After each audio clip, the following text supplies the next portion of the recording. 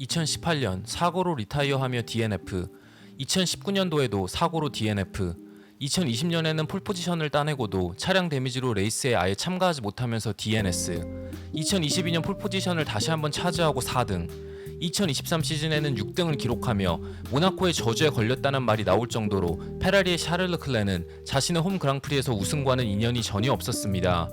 하지만 2024 시즌 모나코 그랑프리에서는 레드불과 맥스 베르스타펜이 부진했고 페라리의 페이스는 좋았으며 샤를도 엄청난 집중력을 보여주며 퀄리파잉에서 세 번째 모나코 그랑프리 폴포지션을 차지할 수 있었습니다. 하지만 레이스 도중 일어날 수 있는 사고와 세이프티카라는 변수, 단 한 번의 아주 사소한 실수에도 바로 벽에 부딪혀 리타이어 할 수 있는 위험이 서킷 전체에 도사리고 있는 모나코의 특성상 샤를의 우승을 장담할 순 없었습니다. 하지만 샤를은 레드플래그 때문에 두 번이나 있었던 스탠딩 스타트 상황에서 좋은 반응 속도를 보이며 선두를 지켰고 레이스 내내 페이스를 조절하며 실수 없는 완벽한 레이스 운영을 했습니다. 결국 샤를은 6번의 도전 끝에 자신의 홈 그랑프리인 모나코 그랑프리를 우승할 수 있었고 2022 시즌 오스트리아 그랑프리 우승 이후 첫 그랑프리 우승과 함께 자신의 커리어 6번째 그랑프리 우승을 차지했습니다. 맥라렌의 오스카 피아스트리가 모두의 예상을 깨고 퀄리파잉부터 팀메이트인 랜도 노리스보다 더 좋은 모습을 보여주며 2등, 그리고 페라리의 카를로스 사인즈가 첫 번째 랩, 첫 번째 코너에서의 사고에도 불구하고 레드플래그의 도움을 받아 기적적으로 기사회생의 3등으로 포디움에 올랐습니다. 오늘도 전체적인 레이스 리뷰가 아닌 흥미로웠던 뒷이야기들로 영상을 만들었습니다. 과거에는 모나코라는 특수한 스트릿 서킷에 맞춰 팀들은 모나코 그랑프리 전용 파츠들을 준비했지만 코스트캡 규정이 몇 년 전 새로 생기면서 대부분의 팀들은 모나코에서만 사용 가능한 파츠들을 생산하는 걸 주저하기 시작했습니다. 최소한 모나코뿐만 아니라 다른 하이 다운포스 서킷에서 사용 가능한 파츠들을 만들어 시즌 중 여러 번 사용하는 걸 팀들이 선호하기 시작했지만 레드불은 모나코에서만 사용할 수 있는 하이 다운포스 리어윙을 준비했습니다.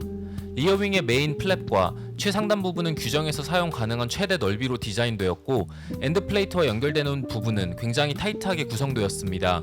높은 다운포스와 함께 생기는 드래그를 어느 정도 감소시키기 위해 알파벳 V자 모양의 홈이 리어윙의 상단 부분에 만들어졌고 이번 시즌 레드불의 다른 스펙 리어윙과 통일된 엔드플레이트의 부분적인 분리도 확인할 수 있었습니다.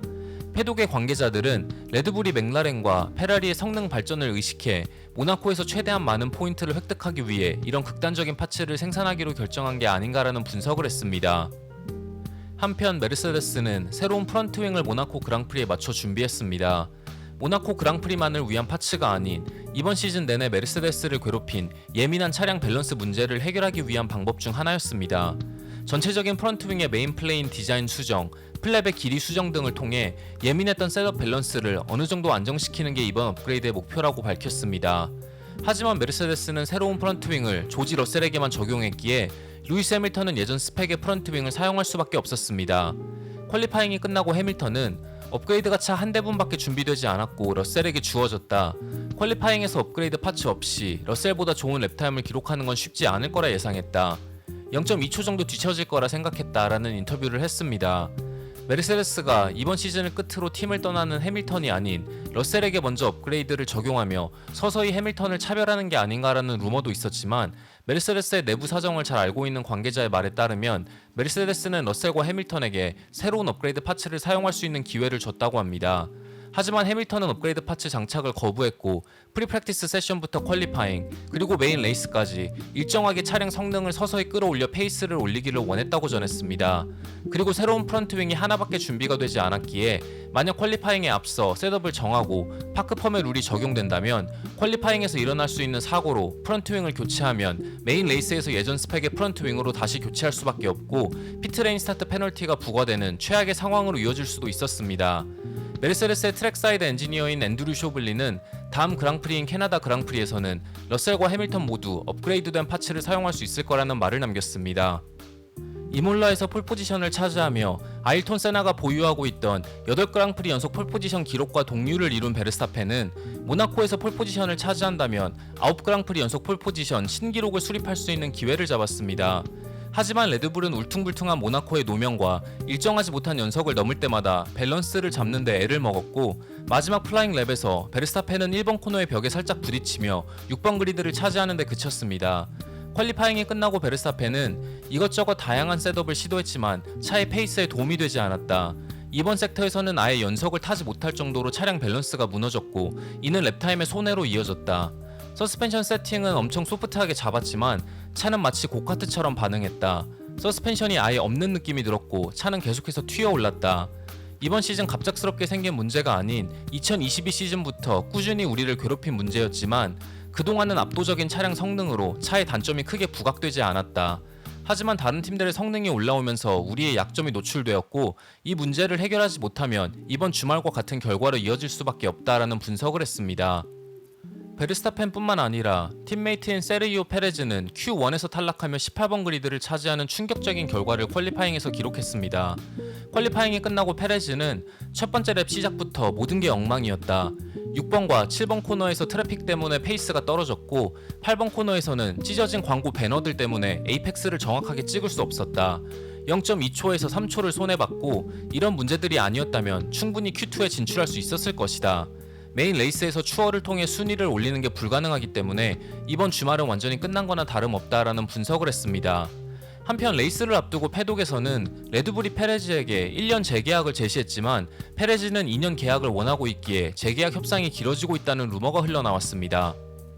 페레즈가 언급한 광고 배너 문제는 이번 주말 모든 세션에서 드라이버들이 지적했던 문제였습니다. 특히 스위밍풀 시케인 부분, 헤어핀 코너의 앞뒤로 있는 미라보우 코너에서 드라이버들이 벽과 최대한 붙으며 배너들이 찢어졌고 노리스는 퀄리파잉 Q1 세션에서 찢어진 배너가 차의 밑으로 빨려 들어가며 위험한 상황을 경험하기도 했습니다. 퀄리파잉이 끝나고 노리스는 이런 문제로 중요한 퀄리파잉 세션에서 갑자기 피트내야 한다는 건 F1에서 일어나서는 안 되는 일이다. 드라이버 브리핑에서도 계속해서 이 문제를 지적했고 FIA는 이 문제를 퀄리파잉 전에 해결했다고 답했으나 퀄리파잉에서도 계속해서 똑같은 일이 벌어졌다라는 불만을 토로했습니다. 메인 레이스 시작과 동시에 선두권은 큰 문제 없이 1번 코너를 빠져나갔지만 19번과 20번 그리드에서 레이스를 시작한 하스의 니코 훌켄베르크와 케빈 마그누센이 순위가 밀린 페레즈와 얽히며 2번 코너에서 큰 사고를 냈고 레이스는 바로 레드 플래그가 발동되며 중지되었습니다. 마그누센이 페레즈의 오른쪽 공간을 파고들었지만 페레즈와 충돌했고 페레즈는 스피하며 왼쪽으로 지나가던 훌켄베르크와 충돌하며 큰 차량 데미지를 입었습니다. 다행히 부상을 입은 드라이버는 없었습니다. 레이스가 끝나고 스튜어드들은 사고를 조사하지 않기로 결정했고 케빈 마그누센은 다행히 페널티를 받지 않았습니다. 마그누센은 현재 페널티 포인트 11점이 누적된 상태이기에 페널티 포인트를 1점이라도 더 받는다면 레이스 출장 금지 징계를 받을 위험에 놓여 있습니다. 페널티 포인트는 부과된 시점에서 12개월이 지나면 소멸되지만 마그누센은 최소 11개월을 기다려야 합니다. 사고에 대해 페레즈는 내 온보드 영상을 보면 마그누센의 차가 그 어디에도 보이지 않았다는 걸 확인할 수 있다. 나와 가까웠던 것도 아니고 내 옆에 있었던 것도 아니다. 벽이 계속해서 가까워지는 것만 보인다. 그 상황에서 풀스로틀을 밟는다는 건 벽과 부딪히거나 나와 부딪히는 결과로 이어질 수밖에 없다. 차량 2대가 도저히 통과할 수 있는 구간이 아니었다. 나도 비슷한 상황을 여러 번 경험했지만 무조건 감속해야 한다. 스튜어드들이 이 사고를 조사하지 않기로 결정했다는 것에 놀랐다라는 말을 했습니다. 사고에 대해 마그누센은 페레즈는 전혀 공간을 남겨두지 않았다. 내 차의 앞바퀴는 페레즈의 뒷바퀴보다 앞서 있었다. 페레즈의 왼쪽이 비어 있었기에 오른쪽에 공간을 남겨둘 거라 예상했다. 한 번의 사고로 우리 팀의 차량 2대가 모두 리타이어하는 최악의 상황이었다라는 인터뷰를 했습니다. 한편 페레즈와 마그누센의 사고 이후 모나코 터널 입구 직전에 포르티에 코너에서 알핀의 에스타반 오콘이 무리해서 팀메이트인 피에르 가슬리의 안쪽을 파고들며 추월을 시도했지만 가슬리와 타이어끼리 부딪히며 크게 공중으로 튀어올랐고 착지대의 충격으로 서스펜션과 기어박스 데미지를 입으며 오콘은 리타이어했습니다. 가슬리는 타이어 펑처가 났지만 앞선 사고로 발동된 레드플래그 덕분에 큰 피해 없이 타이어를 교체할 수 있었고 10등으로 레이스를 완주하며 이번 시즌 첫 포인트를 획득할 수 있었습니다. 레이스가 끝나고 가슬리는 정말 쓸데없는 추월 시도였다. 그런 상황에서 특히 팀메이트끼리 그런 장면을 만들어낼 필요가 없다.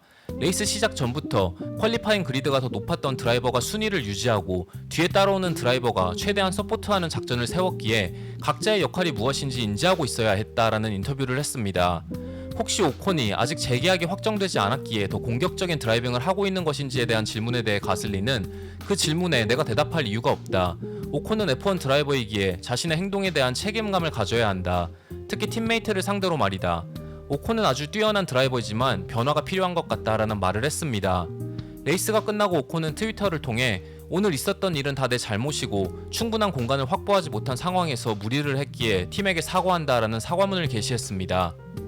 6번의 시도 끝에 자신의 첫 홈 그랑프리 우승에 성공한 샤를은 폴포지션, 모든 랩 리드, 레이스 우승과 드라이버 오브 더 데이마저 챙기면서 패스티스트 랩을 제외한 완벽한 주말을 보냈습니다.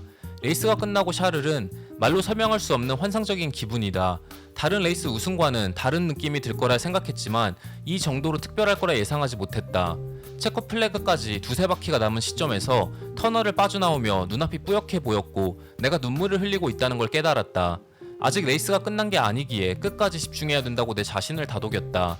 정말 의미 있는 우승이다. 내가 어렸을 때부터 늘 꿈꿔왔던 우승이었고 모나코 그랑프리를 보며 F1 드라이버의 꿈을 아버지와 함께 키우고 있었다. 아버지는 나를 이 자리로 올려놓기 위해 엄청난 노력을 하셨다. 보통 레이스 도중 다른 생각을 하는 경우는 없지만 오늘은 15바퀴 정도를 남겨놓고 아버지와 줄스 비앙키가 계속해서 떠올랐다. 그래서 체코 플래그를 받으며 더욱더 감성에 젖었던 것 같다라는 말을 했습니다. 카를로스 사인즈의 호주 그랑프리 우승을 시작으로 랜도 노리스의 커리어 첫 그랑프리 우승, 샤를의 커리어 첫 홈 그랑프리 우승으로 2024 시즌도 레드불과 베르스타펜의 독주로 끝날 것이라는 예상이 크게 빗나간 가운데 페라리는 어느새 레드불과 컨스트럭터 챔피언십에서 24점 차이, 드라이버 챔피언십에서는 베르스타펜과 샤를이 31점 차이로 격차가 크게 줄어들었습니다. 레드불이 아직도 가장 빠른 차를 보유한 팀인 건 확실하지만 지난 시즌과는 다르게 자신들의 장점만으로 단점을 커버할 수 없는 한계를 드러냈고 맥라렌과 페라리의 업그레이드는 확실히 효과적인 것이 다시 한번 증명되었습니다. 과연 캐나다와 스페인에서 레드불은 다시 한번 자신들의 페이스를 찾을 수 있을지, 그리고 메르세데스가 예고한 대규모 업그레이드 패키지는 맥라렌과 페라리와의 성능 차이를 메꿀 수 있을지 지켜보며 이번 영상을 마치도록 하겠습니다.